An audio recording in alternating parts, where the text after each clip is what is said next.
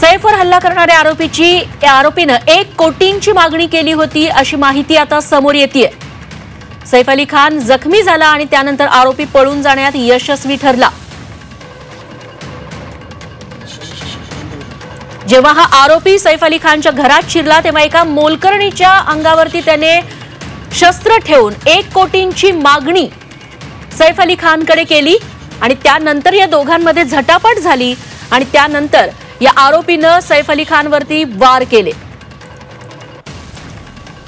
खरं तर सुरुवातीला मोलकरीण आणि या आरोपीमध्ये वादावादी सुरू होती। सैफ अली खान आरडाओरडा ऐकल्यानंतर बाहेर आला आणि त्याला पकडण्याचा प्रयत्न केला।